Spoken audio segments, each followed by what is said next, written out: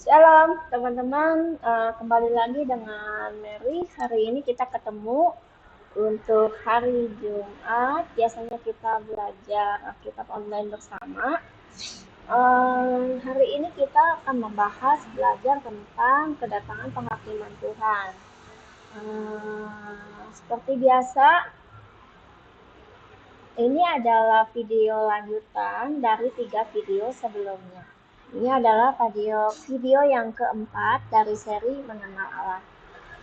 Nah, inti dari pembelajaran ini, kedatangan penghakiman Tuhan, kita tahu ada pembedaan tentang kambing sama domba. Yang ini, yang sebelah sini teman-teman, Bapak Ibu kasih dalam Tuhan bisa lihat ini domba ya. Domba itu tidak bertanduk ya, dan dia hidupnya bergerombol. Sedangkan ini nih, kalau kambing bertanduk dan biasanya rambut bagian depannya nih lebih panjang. Kalau domba tidak, bulunya bergerembel ya. Jadi bagian kepalanya rada botak nih atau dibotakin ya, tapi tidak sepanjang ini dan tidak memiliki tanduk. Nah, kita akan masuk ke dalam pembahasan. Kita akan berdoa. Bapa yang terbaik, terima kasih atas segala kebaikan-Mu. Memberkati kami semua, saya yang membagikan kegiatan hari ini. Biarkan Roh Kudus menolong saya membagikan materi kedatangan penghakiman Tuhan, sehingga kami boleh belajar bersama dengan Bapak Ibu dan teman-teman untuk mempersiapkan diri dengan baik. Kami boleh tahu untuk kedatangan Tuhan yang akan datang dan kami tidak ketinggalan. Terima kasih Bapak karena kebaikan dan kasih sayang-Mu untuk kami semua. Haleluya, amin. Ya, kiranya Roh Kudus yang menolong kita hari ini ya. Oke. Saya akan review untuk 3 materi sebelumnya. Kita mengenal seri Mengenal Allah yang Hebat. Kita mengenal Allah karena Allah itu adalah pencipta. Dan karena dia menciptakan itu dengan teratur dalam kualitas yang kudus, mulia, dan murni. Dan Allah mencipta memiliki tujuan dan fungsi. Jadi setiap ciptaan pasti mempunyai fungsi ya. Lalu ketika Allah sudah menciptakan makhluk-makhluk ciptaannya, barang-barang yang ciptakannya, dia akan selalu memperhatikan dan terus mengikuti, memeliharanya ya. Jadi bukan diciptakan lalu begitu saja maksudnya dicuekin gitu. Kalau kayak saya ya, misalnya saya membuat satu pekerjaan tangan, misalnya sebuah boneka, kemudian selesai saya jadikan pajangan lalu tidak saya apa-apain gitu ya. Tapi berbeda dengan Allah itu membuat satu ciptaan lalu dia akan mengikutinya terus, karena semua ciptaannya itu hidup, memiliki fungsi, memiliki tujuan atas keberadaannya, dan Allah memastikan kualitasnya. Nah, sehubungan dengan natur Allah sebagai pencipta itu, Allah juga membuat perjanjian demi perjanjian dalam bentuk order, dalam bentuk firman-Nya. Dan perjanjian-perjanjian itu berfungsi sebagai pagar yang menolong kita untuk bergerak, berjalan sesuai dengan yang ada di dalam pagar itu. Kita jadi jelas gitu ya, harus bagaimana dan kebenarannya kayak apa. Dan yang benar itu adalah sesuatu yang berada dalam pagar. Kalau udah di luar pagar berarti nggak benar lagi. Dan di dalam pagar Allah tuh sudah membuat orang-orang, siapapun ciptaannya itu menikmati hasil ciptaan Allah itu. Jadi ketika Allah menciptakan manusia dan seluruh isinya termasuk hewan-hewan, itu Allah udah berpikir dari A sampai Z. Bahkan Allah tuh terus berpikir secara terus-menerus. Dia tidak sepotong-sepotong ya. Kemudian tadi mengenai perjanjian adalah pagarnya. Kemudian Allah itu Maha Pengasih. Nah, karena dia menciptakan dengan kasih, dia membuat ciptaan-ciptaannya dengan sempurna, dengan rangkaian-rangkaian pembelajaran yang berbentuk karakter. Misalnya kita makhluk hidup manusia, mulai dari bayi, kemudian kita akan mulai belajar, papa mama muda juga mulai belajar mengurus anak-anaknya. Terus bayi itu juga yang baru lahir belajar bagaimana menjadi manusia-manusia kecil yang baru gitu. Semua orang, semua peran belajar. Jadi termasuk para orang tua yang sudah menjadi tua, termasuk saya juga saat ini belajar. Jadi kan ada sesi-sesi yang berbeda. Ketika anak masih kecil, anak remaja masuk, terus anak mulai dewasa, anak menikah, lalu kemudian kita mulai masuk di dunia umur tua ya, umur emas ya istilahnya orang-orang bilang. Nah itu ada sesi-sesi yang harus kita pelajari, dan itu nggak bisa kita jalanin sama-sama aja. Bahkan dunia juga bergerak.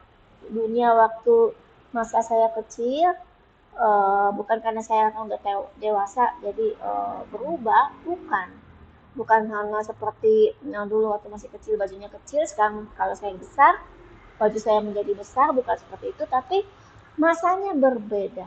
Kalau zaman dulu, di zaman saya mungkin orang-orang akan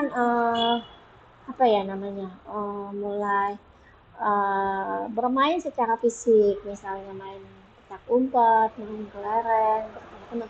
Sekarang ada masanya teknologi, orang-orang bermain secara online dengan game, dengan alat dan lain sebagainya, dan itu membuat masa-masa yang berbeda. Ketika masa saya zaman dulu surat menyurat, temuan secara fisik itu lebih sering ya. Tapi sekarang dengan kemajuan teknologi, orang akan lebih cenderung kepada pertemuan melalui online, dan itu dianggap lebih efektif ya, hemat biaya, hemat waktu, di mana aja kita bisa ketemu banyak orang. Tetapi ada hal-hal negatif juga ya, misalnya hal negatifnya kalau ketika waktu kita bertemu secara physically zaman dulu, mungkin kita akan yang pasti ya akan kelihatan lebih banyak keponya kali ya. Misalnya kita bisa melihat, oh si itu pakai baju apa hari ini, kemarin dia pakai baju ini dan itu gitu loh. Kita menjadi kepo dengan hal-hal yang fisik. Tapi kalau untuk yang sekarang ada kelemahannya adalah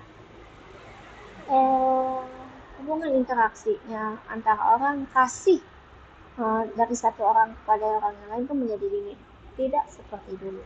Ya memang yang dulu kelemahannya kepo, tapi kasihnya hangat. Sekarang orang-orang akan berkurang keponya, tapi kasihnya yang menjadi dingin ya. Kemudian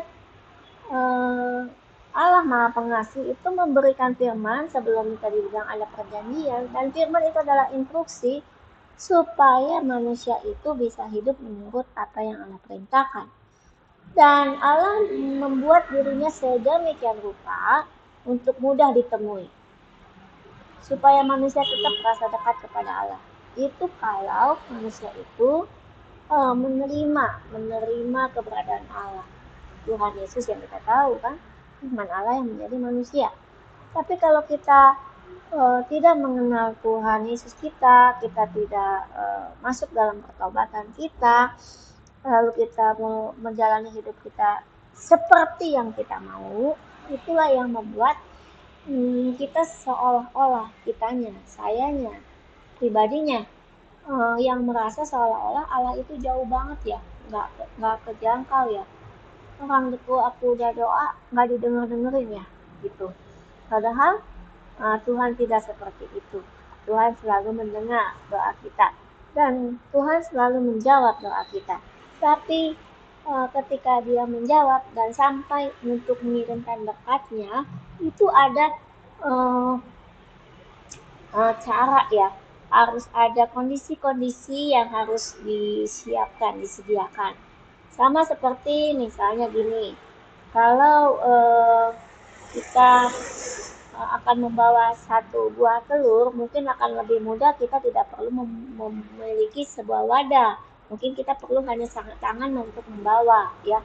Tapi kalau kita mulai disuruh bawa atau mendapatkan 10 buah telur, kita mungkin harus membutuhkan satu wadah kantong plastik gitu. Tapi itu pun akan berbahaya, akan mudah pecah. Lalu kita akan berpikir gimana supaya telur-telur ini aman. Dan seperti itulah Allah ingin ketika kita berdoa, lalu kita ingin pertolongan Tuhan menjawab kita, doa kita, Allah itu telah menjawab dan ingin segera menjawabnya. Tetapi karena wadahnya yang kita siapkan itu nggak cocok. Jadi Allah ingin bantuannya, jawabannya itu tepat guna. Kan Allah itu sempurna ya. Sama seperti ketika orang-orang Israel 400 tahun ya, orang Israel itu berada dalam perbudakan Mesir. Kenapa harus nunggu 400 tahun? Memang 400 tahun memang sudah settingan. Tapi juga dalam 400 tahun Allah mempersiapkan wadah bagi orang Israel untuk menjadi bangsa yang tangguh, yang kuat badannya untuk bekerja, menghadapi semua tantangannya. Karena kita tahu ketika nanti Israel ini keluar dari Mesir, mereka harus menghadapi suatu sesi pembelajaran pertama, jalan-jalan di padang gurun 40 tahun. Kemudian setelah itu masuk ke tanah Kanaan, mereka tetap harus berperang untuk bisa menduduki tanah Kanaan yang Tuhan kasih. Dan satu hal saja sebenarnya yang Tuhan minta adalah kesetiaan, ketaatan. Dan itu sampai sejauh ini itu masih sulit untuk dilakukan. Ada yang bisa, ada yang nggak bisa, termasuk kita. Untuk itulah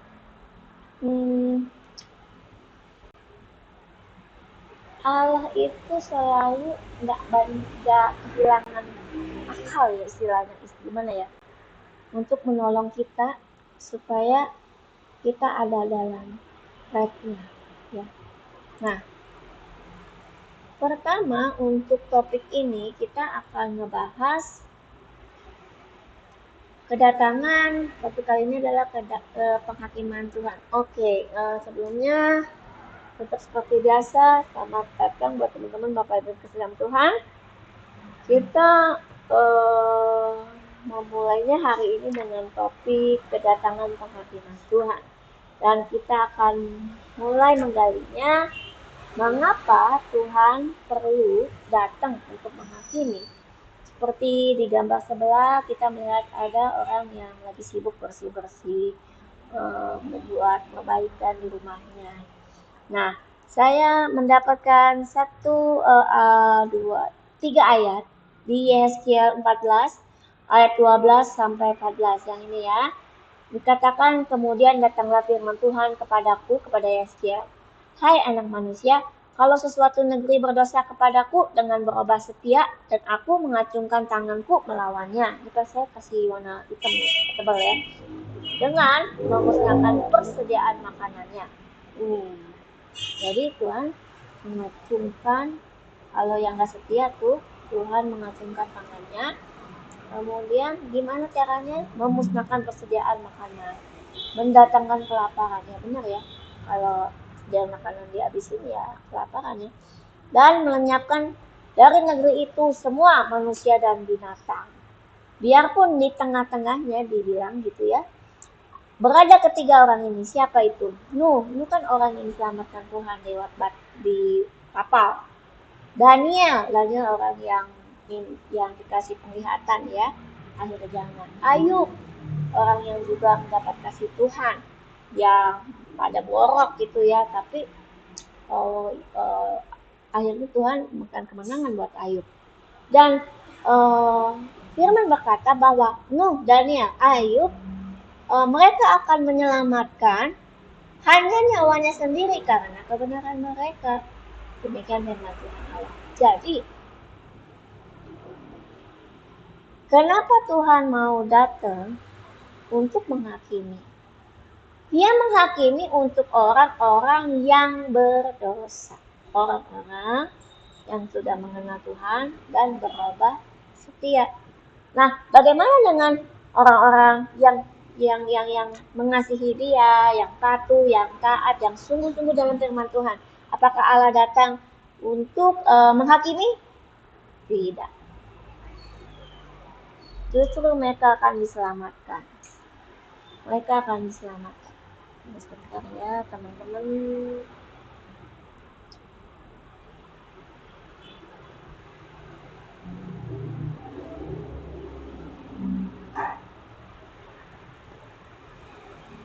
Oke. Nah, lalu kita ketemu juga di Matius 24 ayat 14 sampai 44 dibilang nasihat berjaga-jaga. Jadi untuk semua anak-anak Tuhan termasuk saya ya, yang udah ngajarin firman Tuhan di sini, bikin program ngajarin orang-orang, juga kadang-kadang hari Minggu saya ngajarin khotbah, terus kadang juga minggu di sekolah minggu. Waduh, itu harus berjaga-jaga. Saya juga harus berjaga-jaga. Jangan sampai kita udah bisa ngajarin, kita udah tahu itu firman, karena kita berubah setia, Tuhan datang sama kita. Waduh, sangat menyakitkan. Nah, bukan kira-kira lagi. Kita akan lanjut. Tadi kita bertanya, saya tanya, kenapa Tuhan harus datang? Karena Allah pengen nyelamatin semua orang yang mengasihi Dia, sungguh-sungguh. Karena Tuhan pengen nyelamatin orang yang mengasihi Dia, makanya Tuhan datang khusus buat menghakimi orang-orang yang berubah setia, orang-orang yang menjahati atau ngusilin anak-anak Tuhan yang sungguh-sungguh mengasihi. Itulah ya. Kapan tepatnya Allah akan datang menghakimi orang-orang yang tidak setia itu? Nah, pertama Alkitab bilang setiap orang itu harus mengenal kebenaran. Harus mengenal kebenaran. Supaya jangan sampai ada satu orang pun berkata bahwa Allah itu nggak adil, Allah itu nggak konsisten misalnya. Aku nggak tahu peraturannya, aku nggak tahu mana yang benar masalah. Nggak mungkin. Allah nggak mau seperti itu. Oleh sebab itu, Allah berupaya sedemikian rupa dan menyuruh orang-orangnya, saya, Bapak, Ibu, teman-teman, untuk mengabarkan firman Tuhan. Supaya tahu apa yang benar gitu. Mungkin mereka melakukan sesuatu karena mereka nggak tahu kebenaran. Apa yang seharusnya Allah pengenkan? Dia nggak tahu. Dan ketika kita menabur, kita hanya perlu menabur dan memberitahukan. Setelah itu adalah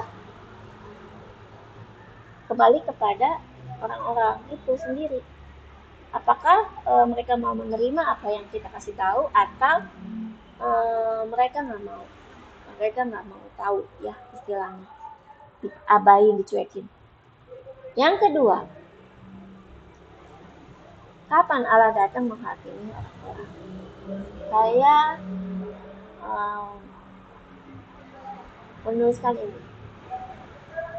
Salib Tuhan Yesus yang memerdekakan orang-orang yang bertobat.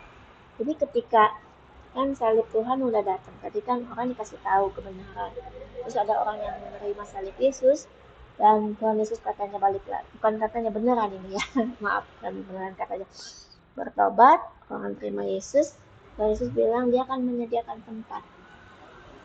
Nah, jadi pertama Allah ingin semua orang tahu dulu kebenaran, supaya setiap orang nanti yang mendukung tidak memutarbalikkan perkataan atau fakta.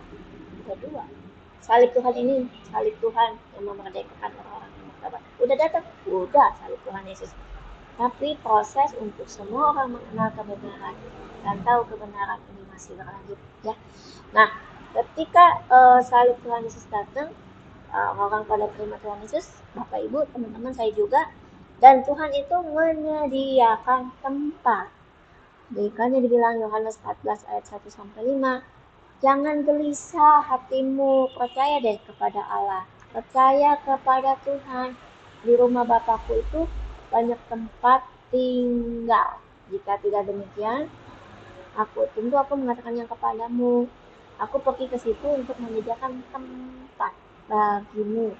Kalau aku udah ke sana menyediakan tempat, dia bilang, akan kembali lagi dan membawa kamu ke tempat aku, supaya di mana aku berada, kamu pun berada. Kemana aku pergi, kamu tahu jalan ke situ. Jadi, salib Tuhan menolong kita untuk kembali berrekonsiliasi atau menemukan hubungan yang dipulihkan dengan Allah. Kemudian kita tahu kebenaran dan kita mampu membawa diri kita, memilih diri kita, saya mau ikut Tuhan. Karena ada Roh Kudus ketika Tuhan Yesus disalib, mati hari ketiga, bangkit ya, dan naik ke atas. Roh Kudus yang turun tolong kita untuk mengerti firman Tuhan, ya. Ini Roh Kudus, ya ini simbol aja ya. Kita harus pokoknya melekat pada Alkitab Tuhan Yesus, firman Allah yang menjadi manusia. Jadi selamat bagi kita yang semua yang mengasihi Tuhan, kita telah memiliki rumah baru di surga. Nah, ketika Tuhan datang untuk membawa penghakimannya, Tuhan kasih tahu sinyalnya, gitu loh. Dan yang tahu itu cuman orang-orang yang mengasihi Dia. Orang yang nggak mengasihi Dia juga ketinggalan, nggak tahu. Sama seperti orang-orang zaman Nuh dulu, ketika Allah suruh, Nuh kamu buat bahtera, orang-orang cuman yang di sekitarnya pikir Nuh itu gila, kok buat bahtera kok di atas gunung gitu ya, aneh sekali. Padahal itu kan harusnya sinyal. Sama seperti saat ini gitu, hanya orang-orang yang mengasihi Tuhan yang tahu ada firman Tuhan yang begitu banyak, mulai gencar di YouTube, mulai di khotbah juga mulai ngomongin soal rapture apa sih nih rapture gitu, kapan rapture-nya datang gitu ya. Wah, bosan banget nih, rapture gitu ya, kapan gitu, udah tahun kapan. Yang ada nih misalnya ya, ini kita mau pergi-pergi jadi susah, terus kita mau ekonomi kita jadi tambah sulit, mungkin orang-orang akan ngomong kayak gitu ya. Nah, ini saya bagi di gambar ini ada zaman gereja ya, masa gereja, the church age. Pada masa gereja ini, di gambar ini ditulis ada 7 gereja. Buat teman-teman yang udah biasa pernah suka baca Wahyu akan tahu 7 gereja ini.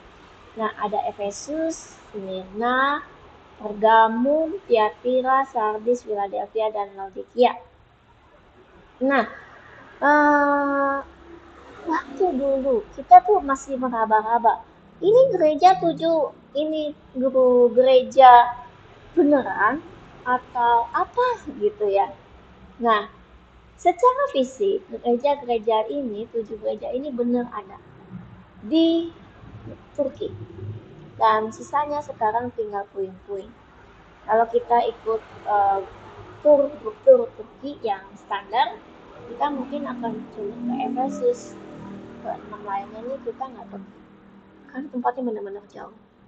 Kalau kita tuturin ini, mungkin kita akan membuang hari-hari lain yang isinya objek-objek wisata lain. Makanya kalau yang standar cuma ada Efesus. Itu kalau teman-teman ada yang mau, kita bisa buat, ada juga produknya. Napak tilas, benar-benar tujuh gereja ini. Dan mungkin ya biasanya kan tur Turki itu hanya 10 hari. Tapi kalau misalnya mau semuanya objek wisata mungkin bisa 15 hari ya. Tapi secara standar antara 7-8 hari dibuang waktu pesawat. Itu sekilas tentang objek tur. Oke.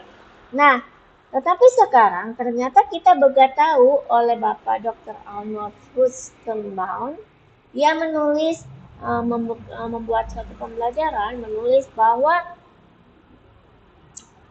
ini adalah masa-masa gereja. Ada 7 gereja.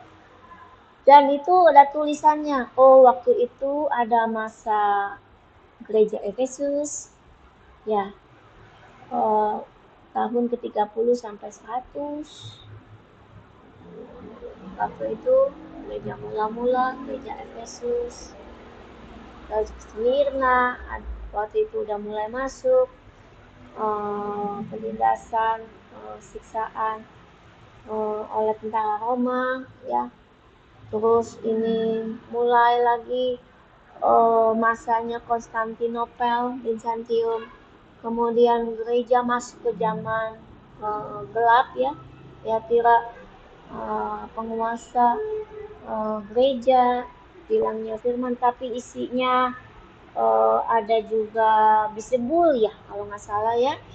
Terus ada orang penguasa yang bertingkah seperti Isabel gitu ya di Tiatira.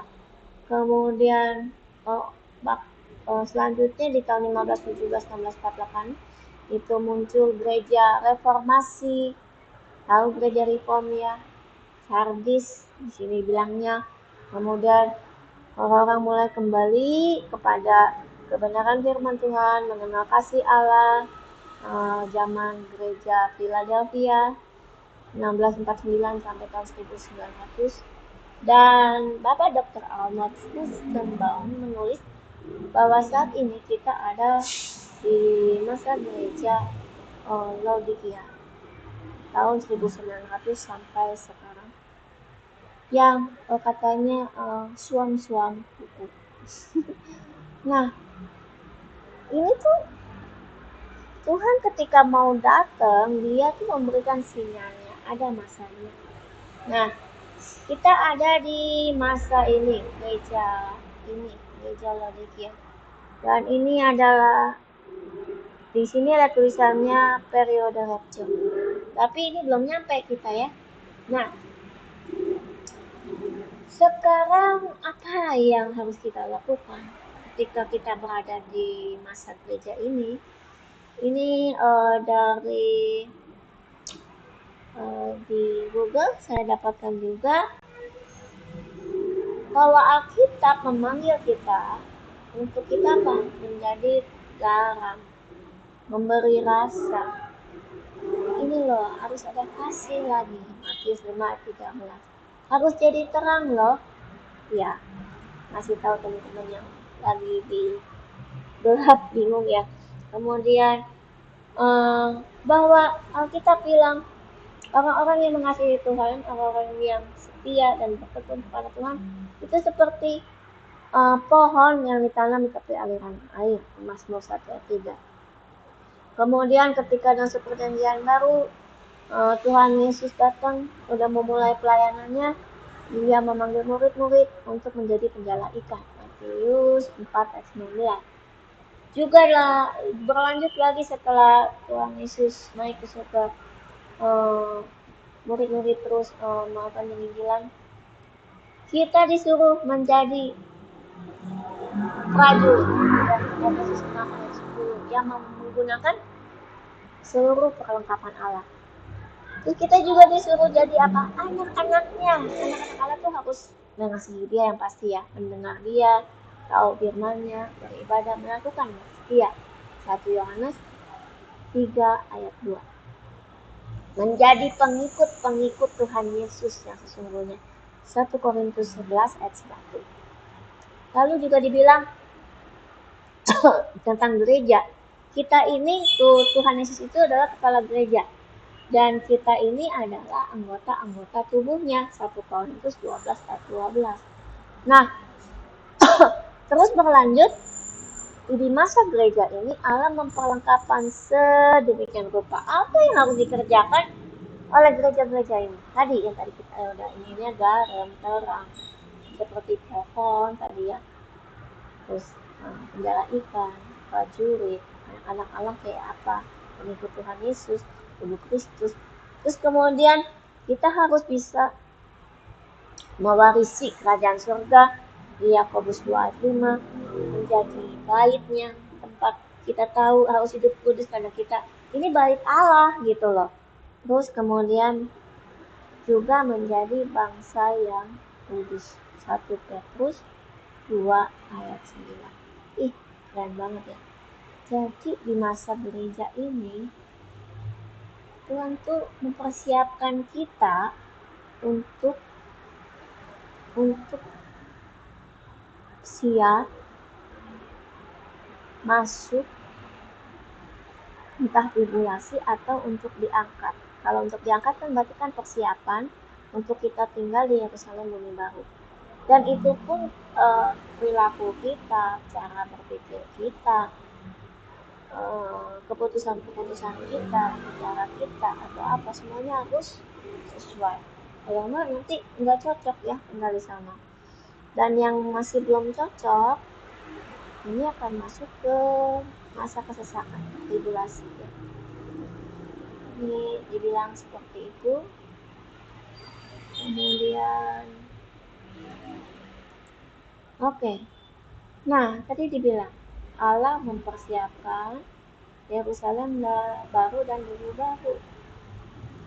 Ini kalau teman-teman yang udah baca Wahyu ya, ini kita akan ketemu juga di Wahyu 21 ayat 9 sampai 27.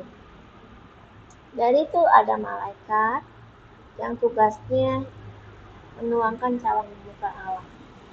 Dan ini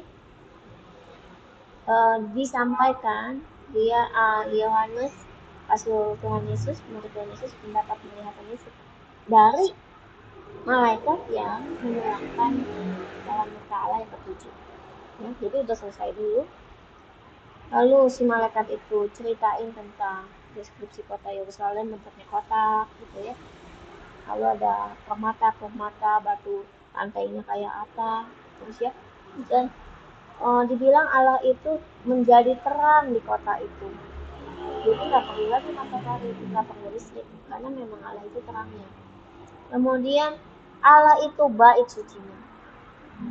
Nggak bangunan-bangunan yang kita buat seperti bangunan manusia saat ini dari batu bata dan lain-lainnya, bukan.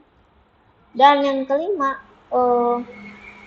Wahyu 21 bilang bahwa di kota ini pintu-pintu gerbangnya nggak pernah ditutup. Puji Tuhan ya, luar biasa. Kalau kita sekarang kan harus tutup pintu kan, kalau tiap hari, kalau nggak ada maling, ada pencopet, ada rampok atau apa gitu, ada orang jahat, kita harus menutup. Tapi di kota baru ini, Yerusalem baru, langit baru, bumi baru, pintu-pintu gerbangnya nggak usah ditutup.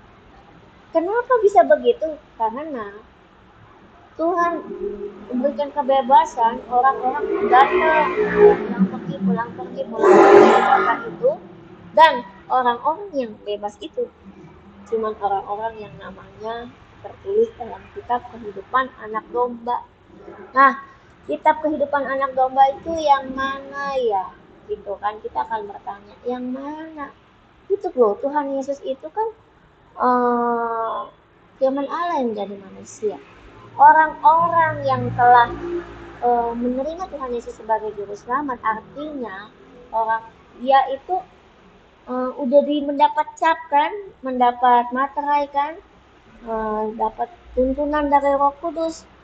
Ya, jadi kita nggak mungkin bisa berpikir seperti manusia berpikir, oh kitab kehidupan seperti ini ya buku, enggak.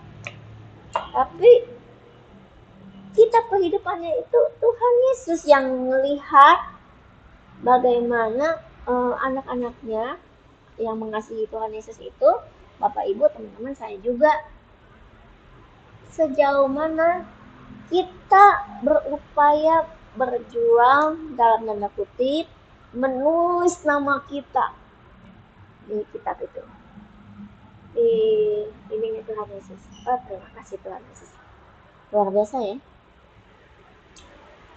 Jadi makanya tuh nggak heran kita juga mengatakan tentang perumpamaan 5 gadis bodoh dan 5 gadis bijaksana kan, tentang kekurangan minyak ya, yang gadis bodoh bilang bagi dong minyaknya gitu, kata yang gadis bijaksana nggak bisa, kata gitu. Mungkinkah kita membacanya kenapa gadis bijaksana itu berkata demikian, kenapa dia nggak mau nolongin temennya? Masalahnya dia harus fokus juga si gadis bijaksana itu untuk tetap punya minyak, supaya kalau punya minyak namanya tuh kan lagi berusaha nih, seperti Bapak Ibu teman-teman, saya juga nih lagi berusaha menuliskan nama kita di kitab kehidupan buat Tuhan Yesus itu kan, kita dapat seal kan udah. Nah, supaya seal itu tetap sama kita dan kita hidup dengan semangat yang berkobar-kobar.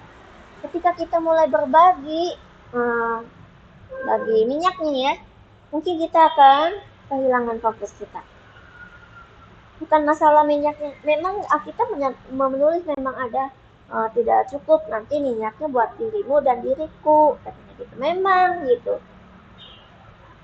Yang dimaksud nggak cukup adalah buat si gadis bijaksana itu, ketika dia mulai membagikan, fokusnya hilang. Karena dia udah mulai sibuk berbagi. Padahal harusnya bentar lagi mempelai pengantin prianya udah datang. Kita jadi ketinggalan toh.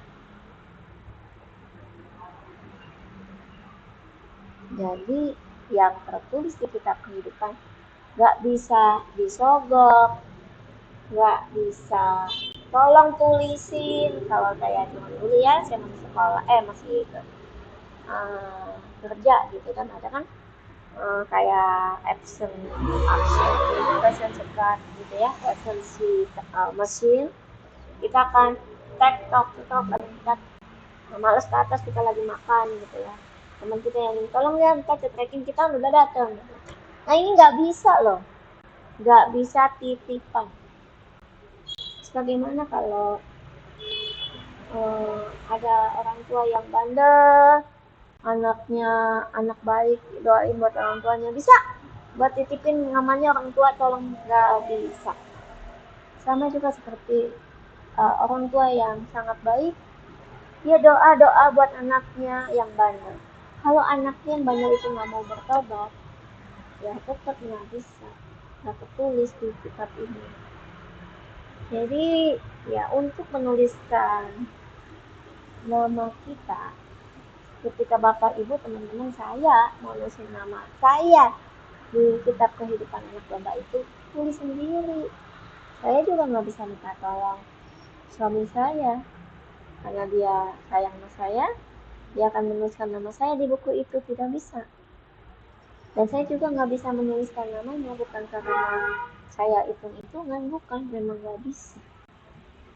Setiap orang harus melakukan tugasnya sendiri. Nah, kita akan masuk ke Allah mempersiapkan proses penghakimannya. Jadi ketika Tuhan Yesus datang untuk menghakimi, nah tadi kan kita ngomong soal masa gereja ya tadi ya. Lalu di masa gereja akhir ini nanti kita akan masuk 3,5 tahun siksaan ini, tribulation. Itu ada rapture. Ini kan ada sebagian orang masih masih meragukan, Reca datang nggak sih? Reca beneran nggak gitu ya. Itu balik lagi ke masing-masing orang ya. Dan Tuhan udah persiapkan, kan dibilang Tuhan datang untuk menghakimi orang-orang yang tidak setia. Nah, kalau kita orang yang setia, mau melakukan firman, kita taat, apakah Tuhan datang untuk kita melakukan? Udah enggak dong, apalagi yang yakinin orang kita betul kebenaran dan kita melakukannya. Enggak ya. Nah, sekarang buat orang-orang yang mengabaikan firman Tuhan atau nggak sungguh-sungguh main-main gitu ya, maju mundur. Ini loh, Tuhan bilang ada masa 3,5 tahun tribulasi. Ini teman-teman bisa baca di Wahyu 6 pasal 6 sampai 9, Wahyu 17 tentang 7 materai penghakiman. Ya, ini ada 7 tahun perjanjian damai gitu ya untuk transisi masuk. Kemudian dimulai dengan penaklukan dari antikrisnya mulai berkuasa, dan ya dibilang penyelamat palsu, kuda putih, kemudian kuda hitam atau kuda hijau ya, ini perang. Kemudian kuda merah, kuda ya apa, kelaparan, ini yang kuda bawa pedang ya. Lanjutin lagi kelaparan, orang mati karena pedang. Tadi juga perangnya masih lanjut kan, binatang buas. Kemudian ada lagi yang ketujuh, persekusi, penyiksaan, martyrdom, orang yang ikut mau mempertahankan firman, orang-orang kudus disiksa, dimatiin gitu ya. Kemudian tunggu sebentar. Jadi kalau kita serem ya, buat saya sih serem ya, ada di sini sih serem saya nggak berani. Saya berharapnya saya udah diangkat deh, teman ada di sini ya. Saya juga berharap teman Bapak Ibu juga bisa. Lalu bagaimana yang kita, kan sekarang udah jalan tuh yang Hamas, di mana Hamas? Iya, tapi ternyata kalau melihat gambar ini artinya Hamas itu juga termasuk permulaan penderitaan. Nah, kemudian ada materai ketujuh, itu ada rambut hitam di langit, tanda-tanda alam. Kemudian ada trompet pembukaan, trompet pertama untuk, dan juga adalah materai ketujuh untuk aba-aba memasuki masa tribulasi kedua, 3,5 tahun lagi. Tapi saya hari ini nggak membahas itu. Ini adalah summary-nya yang kita harus tahu, adalah sangat menyenangkan kalau kita capture, itu akan lebih baik ya. Ini akan sangat menakutkan. Semoga Roh Kudus mendengar doaku, juga Bapak Ibu juga ya. Nah, tadi dibilang ada masa 7 tahun, dari 3,5 tahun, ternyata 3,5 tahun itu dibagi menjadi 2 lagi, setengahnya untuk membuka 7 materai, setengahnya lagi untuk meniupkan 7 trompet, baru masuk deep tribulation di tengah. Kemudian baru masuk ke masa pencobaan sesi 2, 3 tahun berikutnya. Nah, itu makin serem ya. Nah, Apa yang ada di masa tribulasi sisi 2 itu adalah 7 cawan murka Allah dituangi.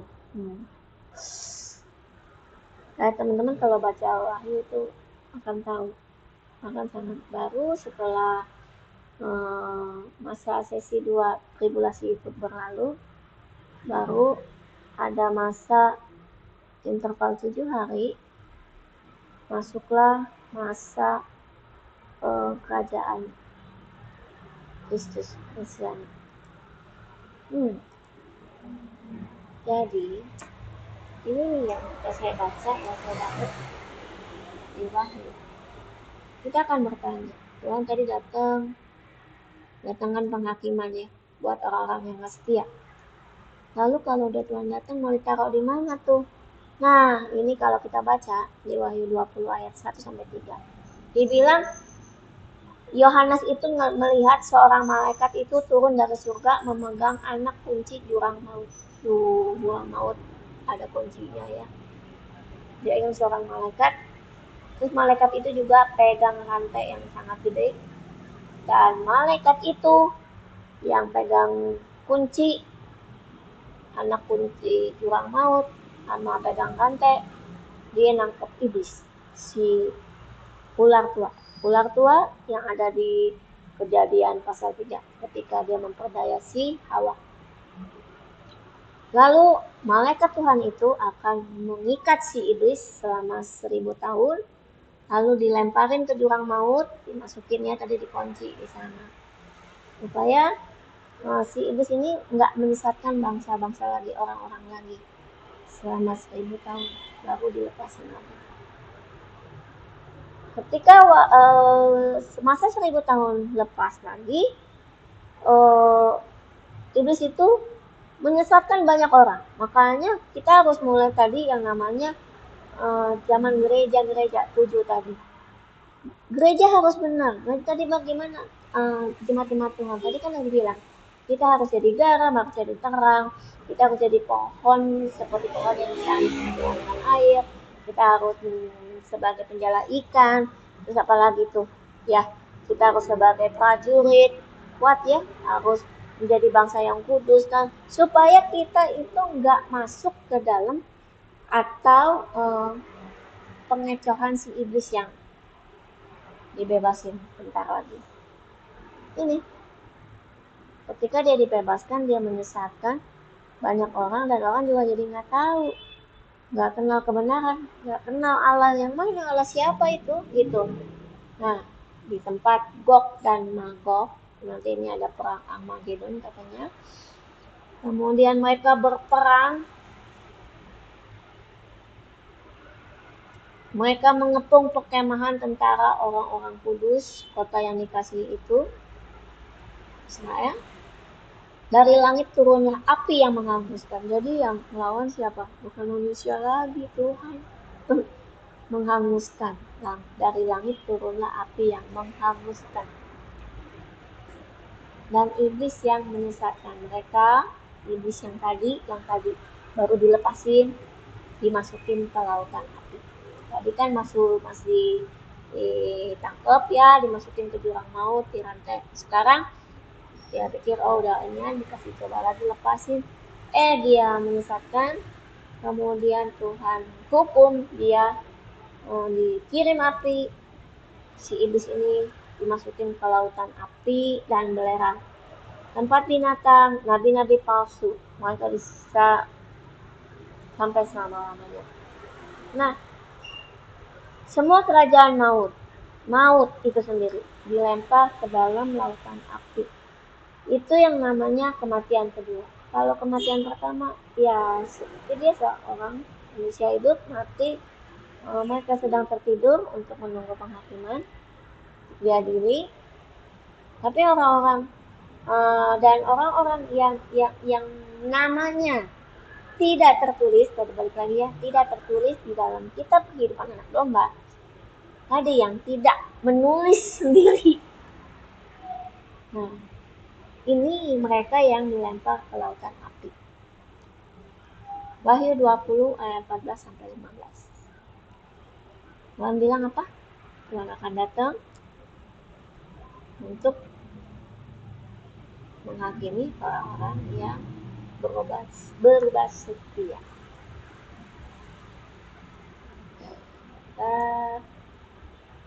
Nah, kita tiba kepada kesimpulan. Pertama, kenapa Tuhan Yesus harus datang menghakimi? Kan Tuhan tuh mau nyelamatin orang-orang, anak-anak yang mengasihi Dia.